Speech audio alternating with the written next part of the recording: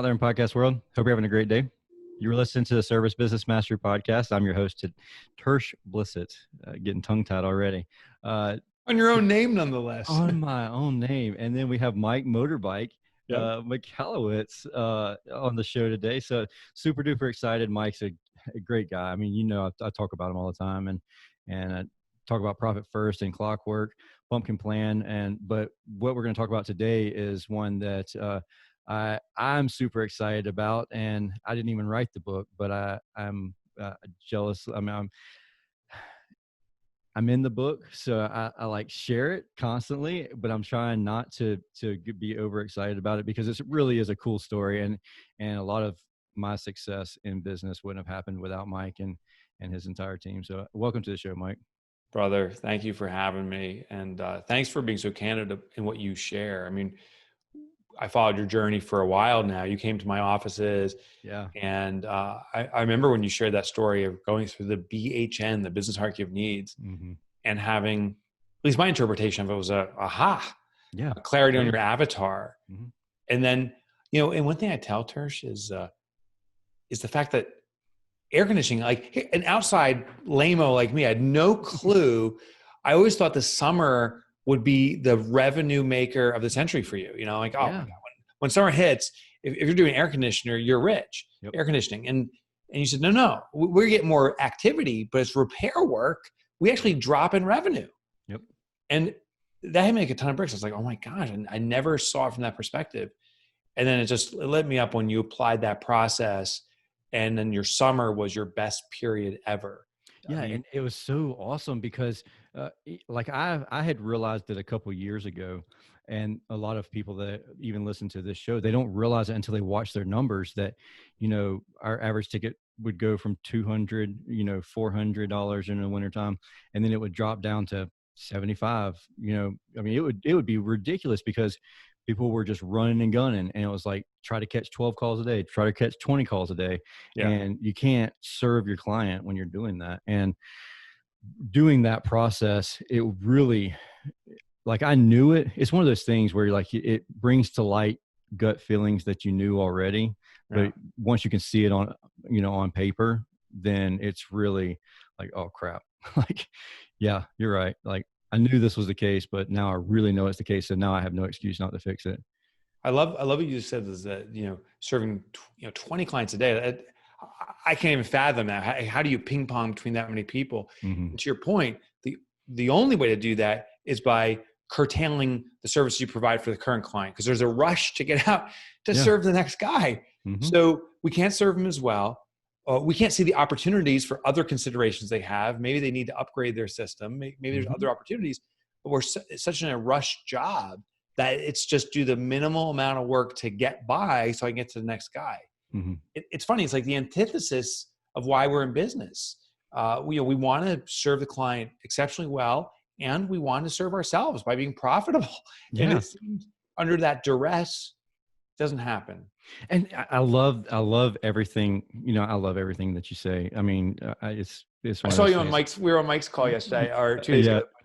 I saw you popping in there with a picture of me and you. Was I said, call it out, but yeah, that's funny. But I was listening to something you were saying. Actually, I believe it was today on the drive, and it was you were talking about the nonprofits and trying to go through this period of this COVID period where you are giving back, but you're not giving back if you're not there to sustain. Like, if you're not there in the long run. Hallelujah. You're definitely, you need to take, like, giver's gain is a false thing. Like, it's something that I hear all the time. I've been guilty of saying it a lot, the giver's gain type mentality, but you have to gain to give instead of give to gain, and I love that concept that you've mentioned, and you've said it several times, and it's finally clicked in my head. Yeah. So the business hierarchy of needs has 5 levels. That foundationally we need sales, then profit, then efficiency, order. Then ultimately you can have impact and legacy. Those are the giving stages. So the first 3 stages are about getting. We need to get sales and get profit into our organization, because the only way you can contribute to your client is if you're profitable. Like, I'll tell you this, your clients, my clients, our clients want us to be profitable. Now, they don't use those words. Like, I suspect you've never done a job where clients like, hey, can you double the rates on me? Really screw me over on the pricing. Yeah. Of course not. But what clients do say is, I want a great installation. I want a perfect job. I want there to be no mistakes, no workmanship problems. I definitely don't want you distracted by worrying about how you're making money. Focus on me. Mm-hmm. Well, the only way we can do our best, be focused, care for this customer, is if we don't have to worry about money. Mm-hmm. Because most business owners are worrying about money. Most business owners, while they're doing the job, they're worrying about the next job. And therefore, they dilute themselves. They can't focus on what they're doing. So the active client gets an inferior experience because they're not profitable. Right. Well, if we focus on the gets first, if we get sales in and we get profit in and we ensure that our business is healthy, it removes all of that stress. It allows us to concentrate and be great contributors. I was sharing, particularly in the COVID crisis, quite a few businesses made bold statements of how they're going to contribute. And they followed up on their words to the community. I consider the ultimate sin. These businesses are mostly, or actually I can't think of one that's not, they're all out of business. They said they're going to give by sacrifice. That's the mistake.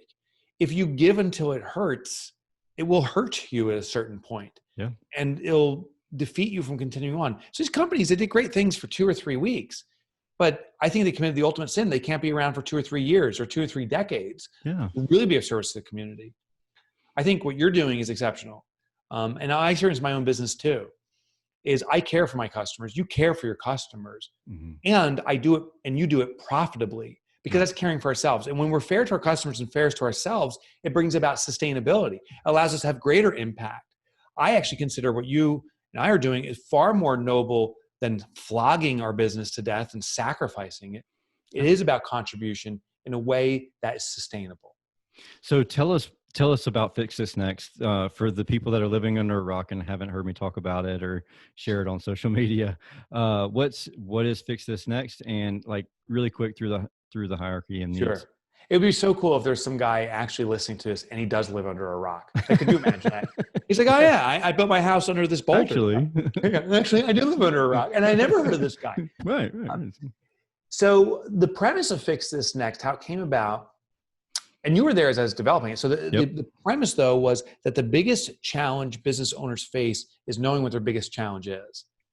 I would argue you're a great example. You were moving your business forward. You were addressing 1,000 things, right? But it was very hard to pinpoint what's that one thing that had the greatest impact. And you did it. You found it.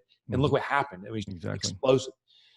So the biggest challenge entrepreneurs have is knowing what their biggest challenge is. Then I developed a business hierarchy of needs, a way to pinpoint the vital need of your business, the one most important thing. And by definition, there can only be one most important thing. Right. So it works. It's a hierarchical structure. It's translated from Maslow's hierarchy of needs. Originally, you were there. I called it the ascension model, and I was playing with it. Tersh. By the way, I thought it was really cool back then, the way you had it. And I was like, oh yeah, this is awesome. And like ego and all that stuff. And I was like, yeah. Oh yeah. So you remember that stuff. Yeah. And you can see the evolution of it as you tested it. There's another guy, Aaron, who I'm working with right now. He was in the room. He had that manufacturing business, the CNC equipment, if you remember him. Yeah. Mm-hmm.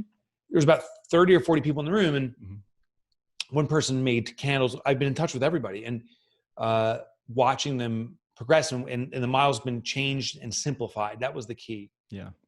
Well, what I found is there's 5 levels of business needs, and this is true if you're an HVAC guy or an author guy or whatever you do. Foundationally, every business needs sales, and sales is the creation of cash for a business. If you want to equate this to human needs, it's like oxygen. If you don't have any sales, your business ain't breathing. It's going to suffocate. Once that's satisfied, we then elevate to the next level, and it simply just needs to be adequately satisfied. The next level is profit. Profit is the creation of stability for an organization. Warren Buffett said, as the tide goes out, you see who's swimming naked. Right? As recession occurs, you see what businesses didn't focus on profitability. Profitability translates to the stability of an organization. No profit done. It's the absorption of that oxygen into the bloodstream of the business. And sadly, even at these 2 basic levels, many business owners are confused. We trust our gut. We say, we need to sell our way out of this. Well, that's like saying, I need to breathe my way out of this. You're trying to build stamina and muscle for your business, and you start hyperventilating, trying to thinking that will make muscle. It doesn't. It's sales does not cure everything. Sales is necessary, but it's not sufficient. You have to have profit, and you have to have these other elements. With bad profit or no profit, or not knowing your numbers, sales could put you in more damage. You have more sales, like you could sell $50,000 worth of phones. Well, thanks for rubbing that one in. That's what I did. Yeah. So sales is a obligation for the business. So thanks for sharing that. When I had a tech company doing computer systems, we had an opportunity to sell phone systems. This is when VoIP was just starting out, and 3Com had a system. And I got a client and our prospect, and I convinced him VoIP is the future. He's like, I'm all in. I sold 50 phones, and I called 3Com. That was the provider of the phones. I'll never forget. I put in the book. I called him and said, hey, we sold a 50 set system. We need to install this next month. And the engineer on their side goes, holy shit. And I said, what? He goes, there's 50 phones? I said, yeah. He goes, holy shit. And that was like, talk about red flags. Like, he punched me with the red flag. And I'm like, yeah, let's do this. Yeah. 3Com, up to that point, even in their own lab, hadn't done anything more than 10 phones. They didn't know if it would work or not. And it didn't. It was a disaster. So I put obligation on myself, responsibility, which felt like such a success. I sold 50 phones, I don't know what it was, like a $30,000 or $40,000 sale. For me, it's a big project. I'm like, yes. Yeah. Well, the phone system failed. I had to refund that money. I had to reinstall his old phone system to get him back up and running. And I had a client that hated me. Now I was done with that business forever. Yeah. So I'm lucky he didn't sue me, because it really devastated his business, because he had no phones that worked. Yeah. So with the sales process, you said sales first. We know that, like, if we're looking at like a pyramid or a triangle, sales is our base, our foundation. It must be secured. But you said satisfied. Does it have to be? It does not have to be perfected before you move on to profit. That's right. Okay, that's right. So this is like building a structure that we continue to build. If you ever built a house and you added on to it, this is what's similar like is you build the foundation, then you build the structure above it, but then you say, I want to expand my house. You have to go back to the foundation, maybe expand the foundation or add a new basement here, and then you start building up again. So the mistake is perfecting sales. You do need to perfect it for the moment, but perfecting it for the infinite future.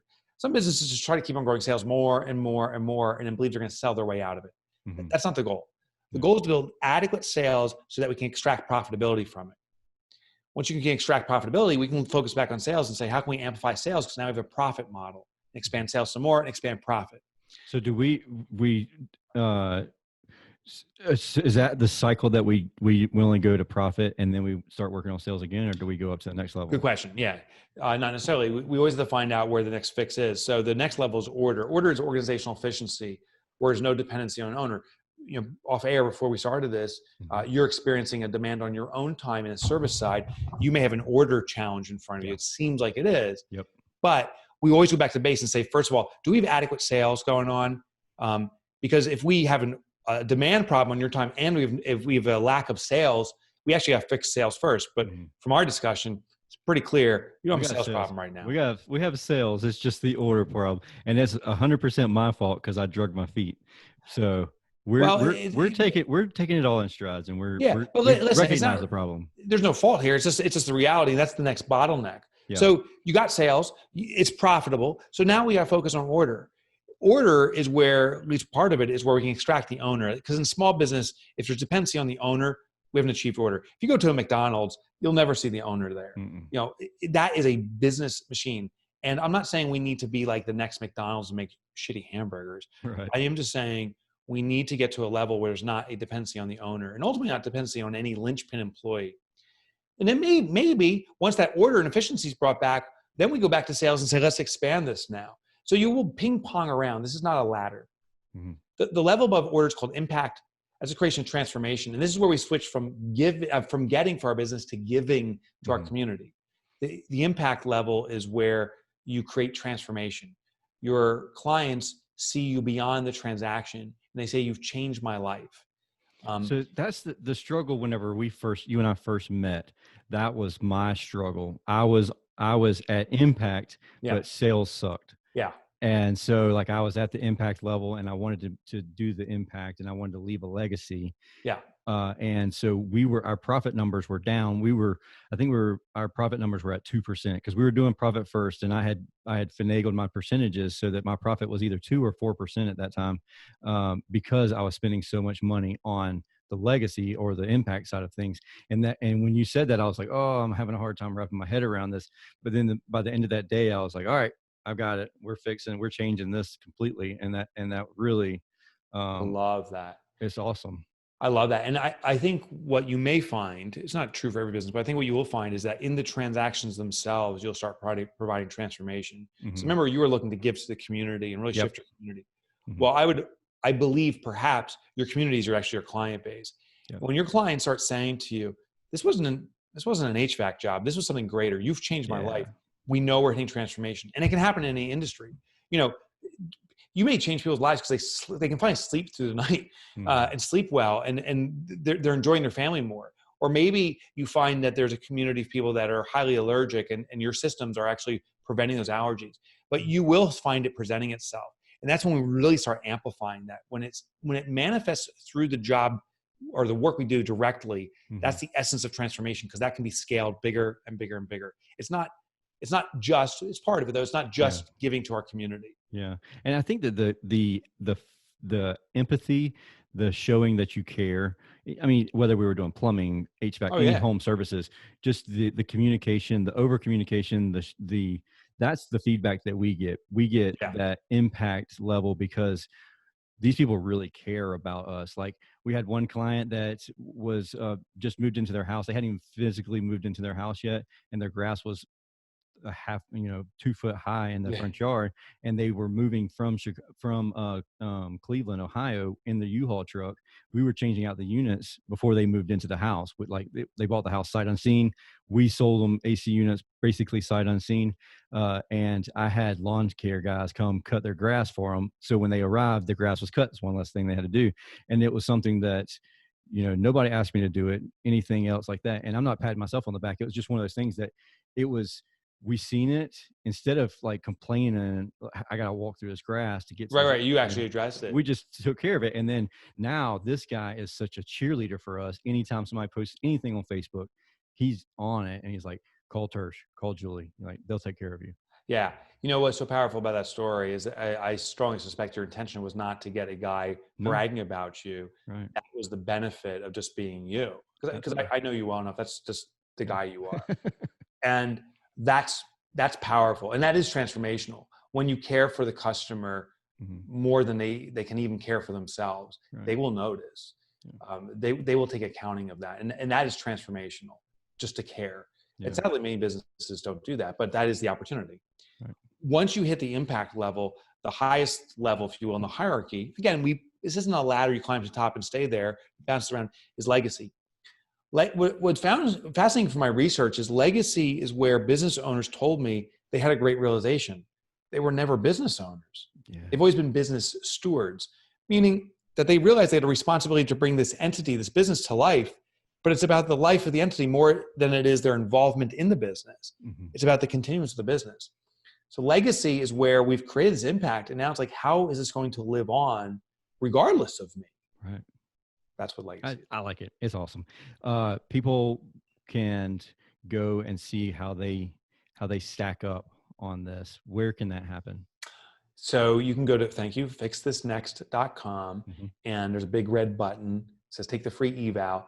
It's a great way to evaluate your business. You don't even need to read the book to do the evaluation. It takes 5 minutes or less, and it'll pinpoint where your next vital need is in your business, where you need to concentrate your energy. These elements we talked about, all of them play out at all times. So our business is always in the ballpark of these. You are having impact. You are forming a legacy. You are having sales. You do have profit, but it will pinpoint where we need to concentrate our energy on the next resolution, which in your case is order. Yes. Maybe in my case, it's sales. It'll pinpoint where to work while maintaining the others. And once that's resolved, that order need, a new need will present itself, and that same test will point to the next need, the next after that. Now, do you use this process for every task or every decision that you make throughout the day, or is this do you think that this is should only be used in like a month-long planning project or? Yeah, I use it as a planning tool, as a Okay. prioritization tool. So if I sit here and say, I don't know what I should be doing, Mhm. as opposed to, if I'm entering emails and entering emails and I'm like, should I really be doing this? I go to the tool and say, what's the corporate problem? Yeah. Once I identify the corporate problem, we all have our jobs here, but I concentrate a team on it, maybe myself or maybe someone else.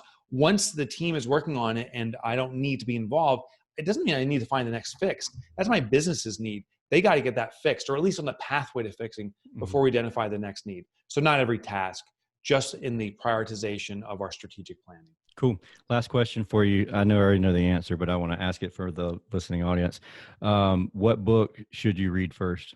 What's next, right? So and the reason you ask, maybe it's because I get asked that regularly, and I used to say, "Oh, read Profit First," whatever got hyped up on. Yeah. I realized the biggest challenge business owners have is knowing what their biggest challenge is.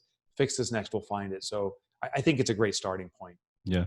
So I'm so honored. This is the guy that his life goal is to end entrepreneurial. Oh, check it out. Check this out. This Yeah. new sign I got: eradicate entrepreneurial poverty. There it is. Yes, eradicate entrepreneurial poverty. I love it, man. And I'm honored that you came on the show. We got to get out of here. You got some stuff to do. I got some stuff to do. I appreciate you taking some time out to come on the show, and I look forward to talking again soon. I appreciate you, brother. I'll see you in Savannah sometime soon, I hope. At a Bananas game. Yeah, I'd love to. I'd love to hang out with you at Bananas game. We'll be firing down some beers. Yeah, man. All right. I'll talk to you later. See you, Tersh.